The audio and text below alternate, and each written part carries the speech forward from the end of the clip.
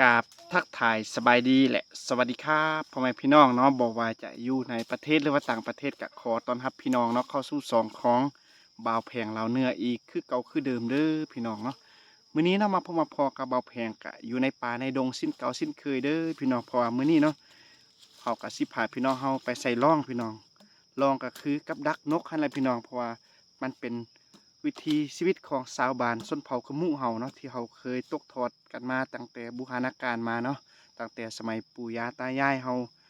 เคยใช้ในการทำมาหากินหากับดักนกเนาะพี่น้องหาสัตว์สาวาสิ่งอยู่ในป่าในดงมาเฮ็ดอยู่หากินอยู่ในบ้านในเฮือนพี่น้องเนาะตอนนี้เฮากะสิให้พี่น้องเฮาได้เบิ่งเนาะลักษณะของร่องเนาะหรือว่ากับดักนกของเฮาสิเป็นจังใดเพราะว่ามื้อนี้กะมากับลูกชายเนาะพี่น้อง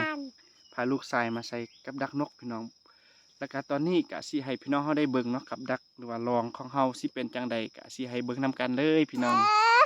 เอาพี่น้องเนาะอันนี้ก็คือลองที่ว่าเฮาจะใส่เป็นกับดักนกพี่น้องเนี่ยสังเกตเบิ่งเฮาเอามากะ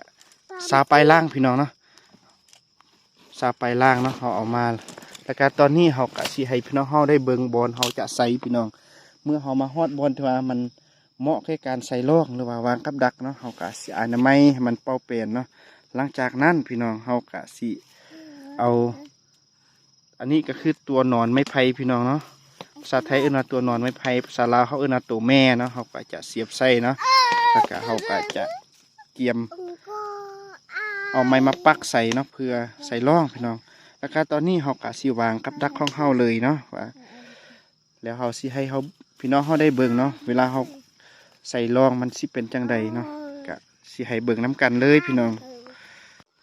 เอาเนาะพี่น้องเนาะอันนี้ก็คือรองหรือว่ากับดักนกพี่น้องตอนนี้เขาก็ได้วางไปเป็นที่เรียบร้อยแล้วเนาะนี่สังเกตเบิ่งมันก็สิมีบ่วงแล้วก็เวลานกมันมาจับตัวนอนหันก็สิเฮ็ดให้มันลั่นแล้วก็นกก็สิถึกบ่วงนะพี่น้องเลยเขาก็สิวางไว้นี่เนาะอีกประมาณชั่วโมงนึงเขาก็สิมายามต่อเนาะพี่น้องแล้วก็ตอนนี้แพงกับลูกชายก็ขออนุญาตนำพี่นำน้องเนาะไปใส่รองของเฮาต่อพี่น้องนี่อันนี้ก็ลูกชายสุดดื้อพี่น้องอยากไปน้ำพอเอาเทวาเนาะก็เลยพาไปเขาก็สิพาพี่น้องเขาไปวางกับดักของเขาล้างต่อไปเลยพี่น้องเนาะแล้วก็หลังจากที่ว่าเขาละวางแล้วเนาะรอท่าประมาณชั่วโมงนึงเขาก็สิพาพี่น้องเขากลับไปยามเบิ้งว่าสิถึกนกหรือบ่เนาะก็รอท่ารุ่นรอท่าเบิ้งน้ำกันพี่น้องเอานะพี่น้องเนาะตอนนี้เนาะแพงกับลูกชายก็ได้วางกับดักนกก็ถือว่าสำเร็จเสร็จสิ้นเป็นที่เรียบร้อยแล้วเนาะพี่น้องแล้วก็เขาก็สิได้พักผ่อนเนาะรอทาประมาณชั่วโมงนึงเนาะหลังจากนั้นเฮาก็สิได้พาพี่น้องเฮาเนาะไปยามไปเบิ่งกับดักนกของเฮาว่าสิถึกหรือบ่เนาะก็รอทารุ่นรอทาเบิ่งน้ำกันเนาะพี่น้องเพราะว่ามื้อนี้ก็ฟ้าบดพี่น้องเพราะว่าช่วงยามฟ้าบดจังซี่มันบ่ค่อยถึกดีปานใดพี่น้องเนาะมื้อใดที่ว่าแดดออกดีแจ้งสว่างดีก็มื้อนั้นแหละมื้อที่ว่ามันถึกดีแต่ว่ามื้อนี้ฟ้าบดก็บ่ฮู้ว่าสิถึกหรือบ่เนาะก็รอทารุ่นเบิ่งน้ำกันพี่น้องเนาะ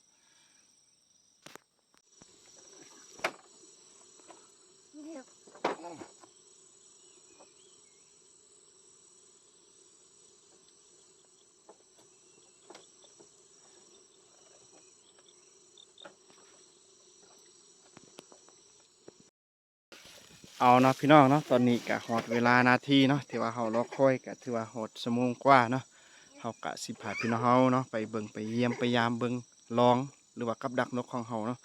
ไปรุ่นเบิ่งว่ามันสิทึกหรือบ่เนาะกะสิพาพี่น้องเขาเนาะไปเบิ่งน้ำกันเลยเนาะพี่น้องไป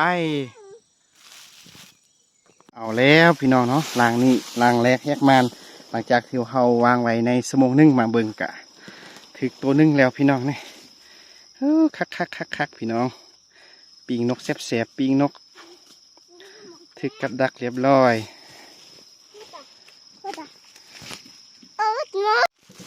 เอาเนาะพี่น้องเนาะเดี๋ยวนี้เขากะพาพี่น้องเขาไปยามล้างต่อไปมาลุ้นเบิ่งมาสิถึกบ่นี่ถึกอีกแล้วพี่น้องมันคักถึก2 ตัวแล้วพี่น้องนี่ถึกกับดักของเห่าเรียบร้อยพี่น้องเนาะมันเอาเนาะพี่น้องเนาะหลังจากที่ว่าเฮายามล้างมาขี้ถึกเนาะล้างอันนี้บ่ถึกพี่น้องลองของเฮาเนาะอายุนี้เฮาก็สิได้วางไว้นี่คือเก่าเนาะพี่น้องตอนแรกพุ่นเลยเฮาจึงสิ มาเอาเนาะบางทีเขาก็สิปะนี่มื้ออื่นจึงมากู้ขึ้นเนาะพี่น้องเขาก็สิพาลูกชายไปต่อฮะ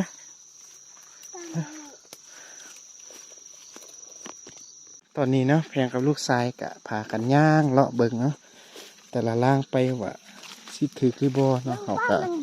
คอยลุ้นเบิ่งไปน้ำกันพี่น้องล่างนี้โอ้ยล่างนี้กับบ่ทึกพี่น้องนี่มันอยู่ทางในพุ่นเลยพี่น้องอยู่ทางในเนาะเขาก็อยู่พี่สังเกตเบิ่งมันบ่ทึกเนาะเขาก็สิได้ไปต่อ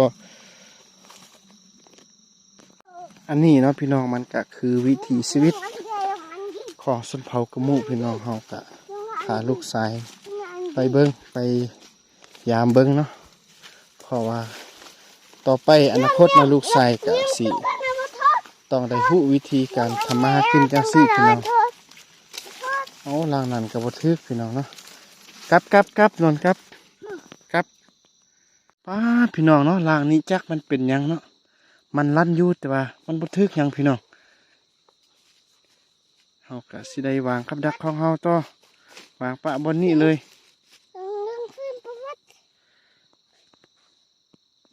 เอาเนาะพี่น้องเนาะการยามกับดักนกของเฮาหรือว่ายามล่องของเฮาในมื้อนี้ก็ตอนนี้เนาะก็ถือว่าสำเร็จเสร็จสิ้นนะก็บ่ได้ทึกหยังหลายเนาะทึกนกแต่4ตัวเนาะพี่น้องเฮาก็สิได้วางกับดักของเฮาไว้นี่ต่อพี่น้องเนาะหลังจากนั้นตอนแรงเฮาจึงมายามใหม่ว่าสิทึกหรือบ่เนาะก็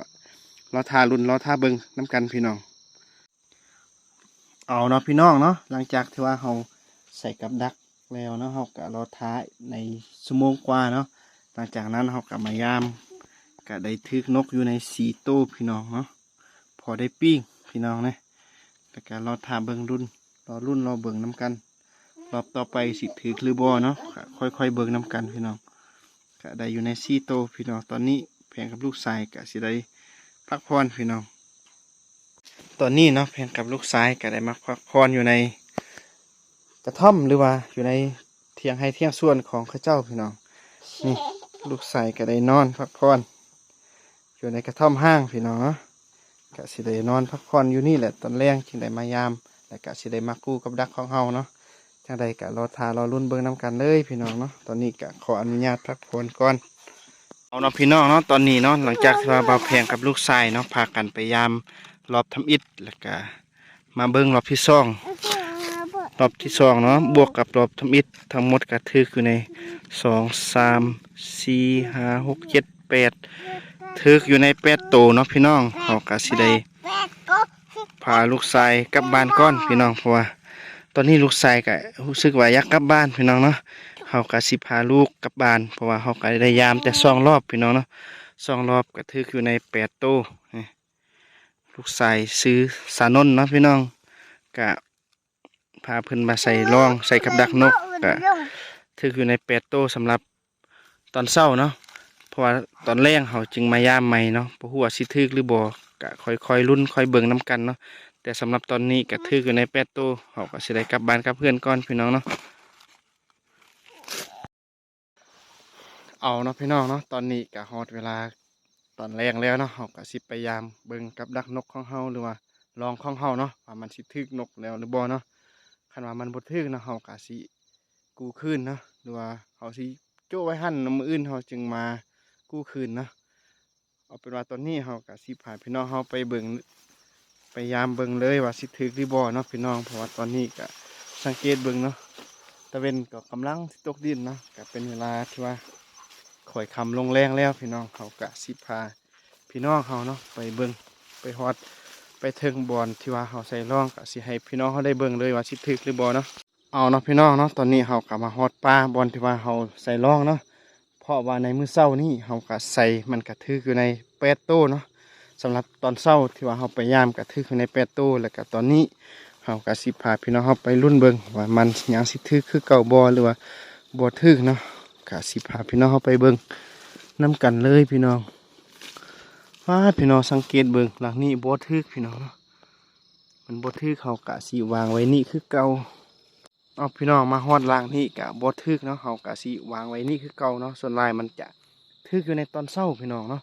รือว่าในตอนแรงใกล้ๆตะเวนสิตกดินหั่นน่ะนกมันมาซอกบ่อนกินบ่อนนอนเนาะมันมาพอกับดักที่ว่าเฮาวางใส่มันก็สิถึกเนาะตอนนี้เฮาก็สิวางไว้นี่คือเก่ามาเบิ่งล่างนี่พี่น้องพาดก็ยังบ่ถึกคือเก่าพี่น้องเนาะนี่มันก็ยังอยู่นี่เนาะเฮาก็สิเอาไว้นี่คือเก่าเด้อพี่น้องเนาะเหยื่อมันก็ยังดินอยู่เนาะก็รอทารุ่นเบิ่งมื้ออื่นเอาเนาะพี่น้องเนาะตอนนี้เฮาก็ได้มายามเบิ่งกับดักนกของเฮาก็ถือว่าจุดนี้เนาะเฮาใส่อยู่ใน2จุดสำหรับจุดทำอิฐนี่ก็ถือว่าบ่ถึกหยังจักโตเลยพี่น้องเนาะเฮาก็ได้เอาลองหรือว่ากับดักนกของเฮาหลังหนึงกลับบ้านเนาะเพราะว่าคันมันหักพี่น้องเฮาก็สิเอากลับบ้านเนาะเพราะว่าคันเฮาวางไว้มันก็สิบ่ได้แล้วเนาะเฮาก็สิพาพี่น้องเฮาพยายามเบิ่งจุดที่2เลยพี่น้องเนาะก็รอท่าเบิ่งจุดนั้นว่ามันสิถึกหรือบ่ก็รอท่าเบิ่งนํกันป้าพี่น้องเนาะหลังจากที่ว่าเฮายามไปก็ลายลางสมควรเนาะก็หาเขาถึกตัวเดียวพี่น้องสำหรับตอนแรกนี้เนาะก็นกใหญ่อยู่เฮาก็สิเอาเมื่อบ้านเนาะเอานกนี่แล้วก็ลองของเฮาหรือว่ากับดักนี่ก็สิได้วางไว้นี่คือเก่าพี่น้องมื้ออื่นจังเฮาสิไปสวนเนาะก็พอดีเป็นทางนี้เลยเฮาก็สิคอยยามมื้ออื่นตอนเช้าพี่น้องเอานะพี่น้องสำหรับการที่ว่ามายามเบิ่งกับดักนกของเฮาในมื้อนี้เนาะสำหรับตอนแรกก็ถืออยู่ในโต๊ะนึงพี่น้องเดี๋ยวสิให้พี่น้องได้เบิ่งเนาะ